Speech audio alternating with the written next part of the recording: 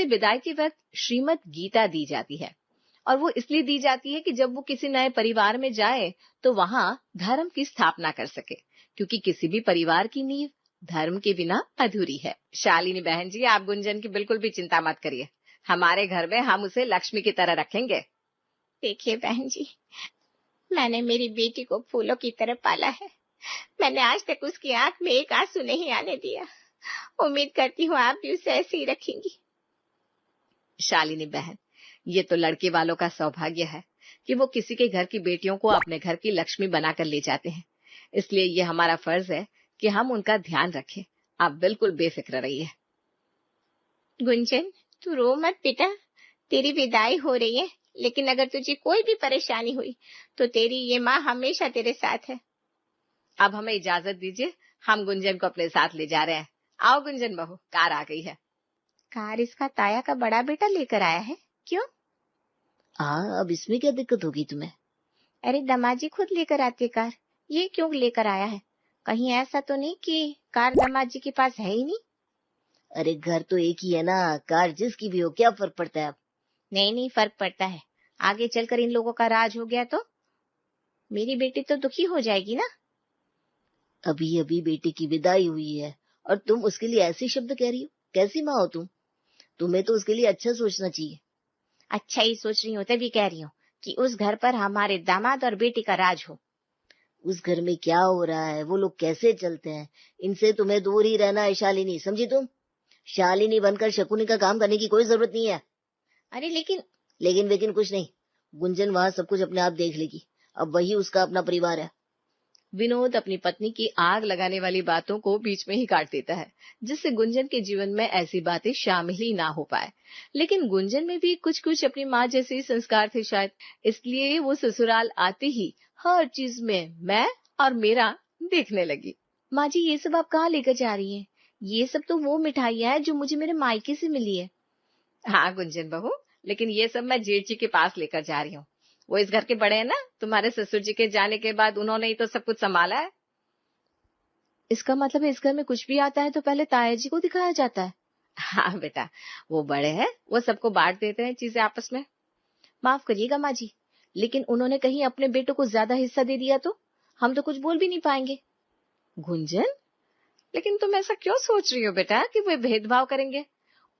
उन्होंने आज तक कोई भेदभाव नहीं किया और आगे भी ऐसा ही होगा इस घर में।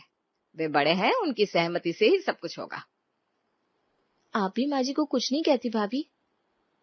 इस घर में हमेशा से यही होता आया है और ताया जी ही सबको सब कुछ बांटते हैं, और जब हमारी सास और हमारे पति ही कुछ नहीं बोल रहे तो हम क्यों ही बोले। इसका मतलब इस घर में हर कोई गांधारी बना हुआ है, देख कर भी अंधे बने हुए हैं। अरे तुम चिंता मत करो, चारों भाई की आपस में खूब बनती है, कोई किसी के साथ धोखेबाजी नहीं करेगा। अगर धोखेबाजी होगी भी तो इस घर में किसको दिखने वाली है? गुंजन को इस घर के नियम समझ में नहीं आ रहे थे। उसे ये बात खटक रही थी कि ताया जी ही सब कुछ क्यों बांट रहे हैं, सब कुछ उनके हाथ में ही क्यों है। हाँ, पापा के जाने के बाद सब कुछ ताया जी ने ही संभाला था।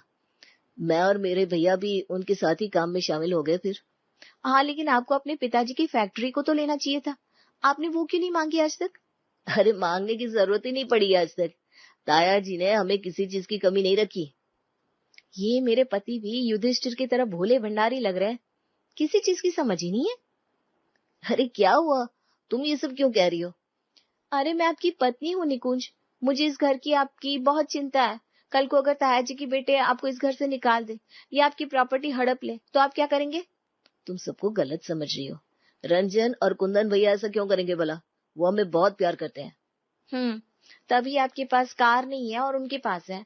तभी आपके पास फैक्ट्री की कागज नहीं है, उनके पास है। उन्हें किसी चीज को मांगने की जरूरत नहीं पड़ती, पर आपको पड़ती है। अरे वो ऐसा इस नहीं है आपके पास इसका जवाब, क्योंकि आपको पता है कि मैं सही कह रही हूँ।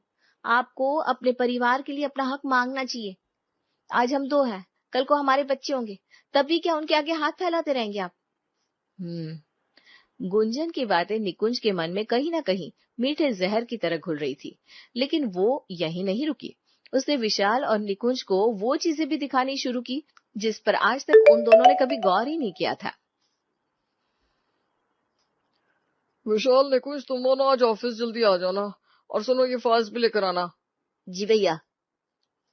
अब चलिए हम दोनों नाश्ता खाकर आते हैं।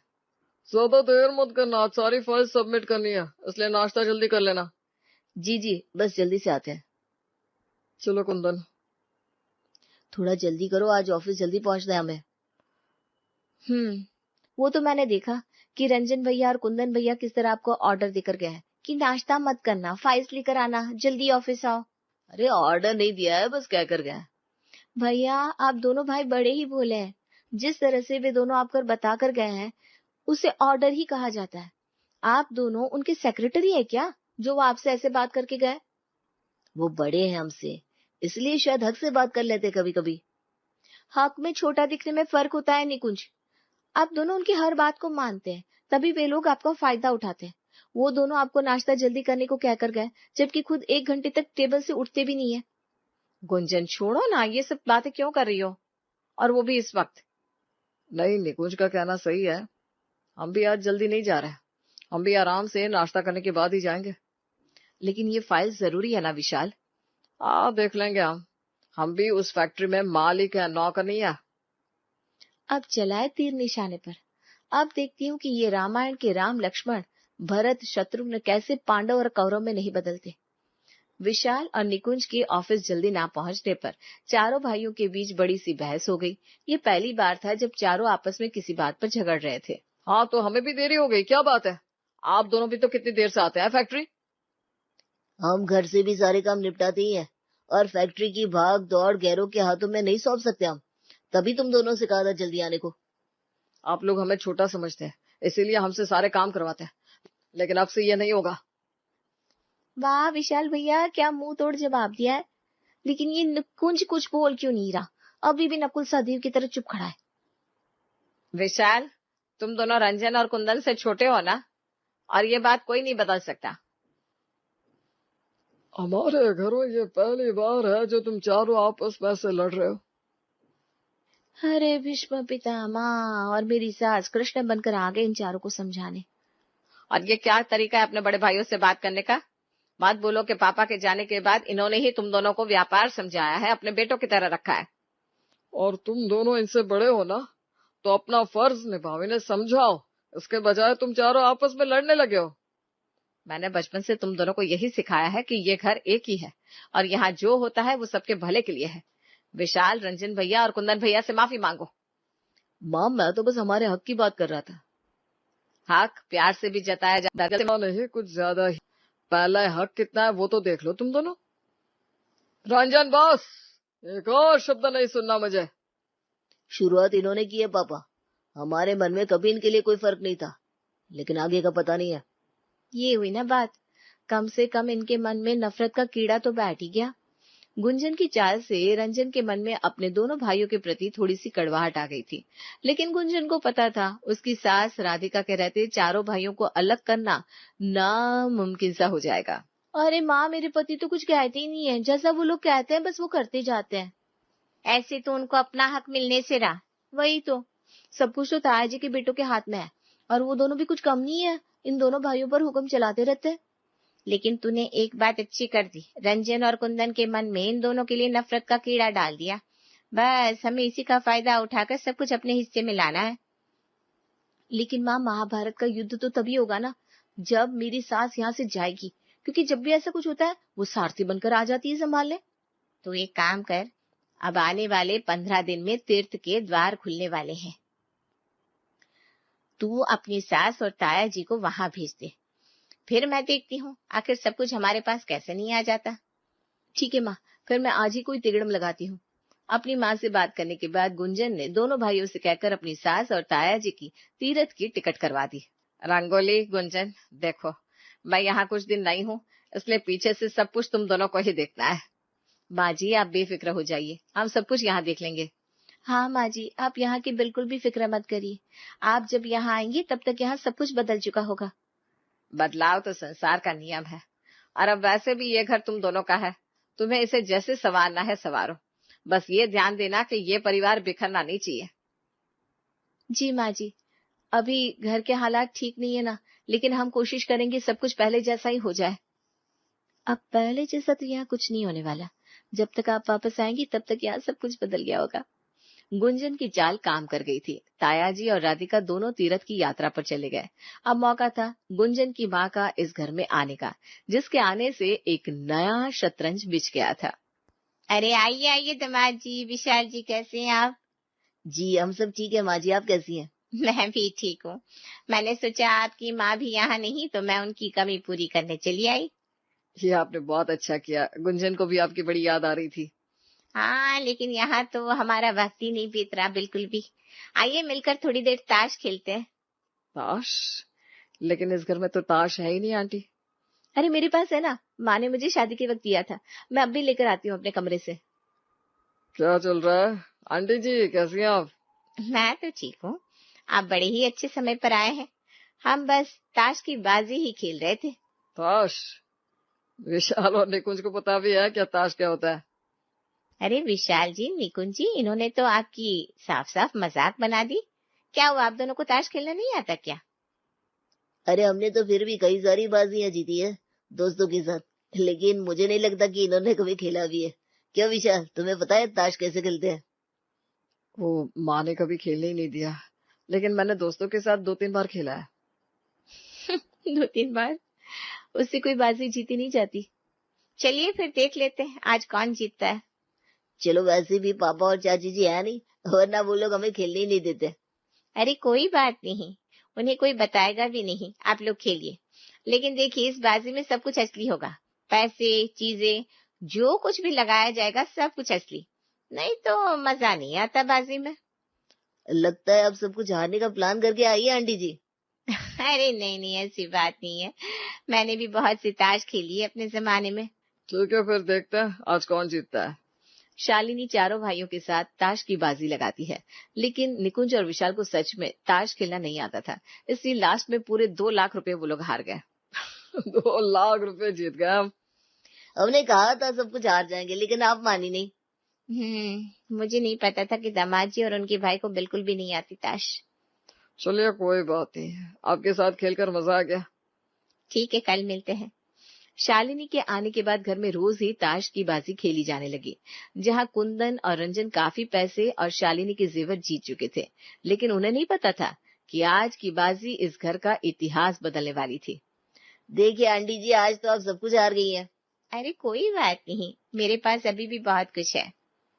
माँ जी अब बस करिए ना, आप सब कुछ हार जाएंगी। अरे ऐसे कैसे हार मान लूं? आज मैं मेरा घर दांव पर लगाती हूँ। अगर ऐसी बात है तो हम ये घर के पेपर्स लगाते हैं, देखते हैं इतनी बड़ी बाजी कौन जीतता है। आप लोग पागल हो गए क्या? ये क्या चल रहा है? भाभी, आप बीच में क्यों आ रही हैं? जो हो रहा है होने दीजिए ना। अरे लेकिन ये सब गलत है। सब कुछ हमारे ही फेवर में होगा, आप चुप रहिए, बस देखती रहिए। हाँ तो रखिए फिर साइन किए हुए पेपर्स यहाँ। ये लीजिए। शालिनी ने आज ऐसे पत्ते फेंके जिसने रंजन और कुंदन को परेशान कर दिया। उन्होंने सब कुछ ट्राई किया, लेकिन शालिनी से हार गया और घर शालिनी के हाथ में चला गया। ये तो लगता है किस्मत का ही खेल है, नहीं तो आप लोगों से कौन जीत सकता था भला। हाँ, हम फिर से एक बाजी खेलना चाहते हैं। इस बार हम फैक्ट्री को दांव पर लगाते हैं। सोच लीजिए कुंदन जी, अगर आप हार गए तो। हारने का सवाल ही नहीं है, तुम रखो पेपर्स। शालिनी की चाल काम कर गई थी। उसने उन दोनों को जीतने की इतनी लत लगा दी थी कि वो दोनों अब रुकने का नाम ही नहीं ले रहे थे, जिसमें उन्होंने सब कुछ दांव पर लगा दिया। अब तो आपके पास हारने को कुछ भी नहीं है रंजन जी। अभी भी एक चीज है, ये मंगलसूत्र। आप अपनी बीवी का मंगलसूत्र दांव पर लगा रहे हैं? हाँ मैं भी। ये रही हमारी आखिरी चाल। बंद करो ये सब, क्या हो रहा है यहाँ? हम इस घर से कुछ दिन के लिए बाहर क्या गए, यहाँ तुम चारों ने इस घर को कुरुक्षेत्र बना दिया। माँ तुम सब भूल गए हो कि इतिहास हमें सिखा चुका है कि किसी दूसरे की बातों में आकर कैसे विनाश हो सकता है। तुम चारों ने बाहर वाली व्यक्ति को अपने घर में घुसने की इजाजत दी, और देखो आज तुम सब अपनी बीवी का मंगलसूत्र तक दांव पर लगा रहे हो। समधन जी आप। बस, आज के बाद आपको हमारे घर में हमारे बच्चों के मामले में बोलने की कोई जरूरत नहीं है। अगर आपने ऐसा किया तो मैं आपकी बेटी को आपके पास भेज दूंगी, और ये मेरा गुस्सा नहीं, मेरा निर्णय होगा। माँ अपनी बेटियों को दहेज में गीता देती है, जिससे घर में धर्म की स्थापना हो। आपने दहेज में ताश दे दी, लेकिन मैं इस घर में कोई विनाश नहीं होने दूंगी। महाभारत का इतिहास इस घर में कभी नहीं दोहराया जाएगा, कभी नहीं, क्योंकि आज भी गीता का ज्ञान, कृष्ण के शब्द और हमारे घर की मर्यादा हम सबको याद है। बहन जी, आप जा सकती हैं। इस परिवार में तो इतिहास ने खुद को नहीं दोहराया, लेकिन न जाने कितने ही ऐसे घर होंगे जहां ताश, अधर्म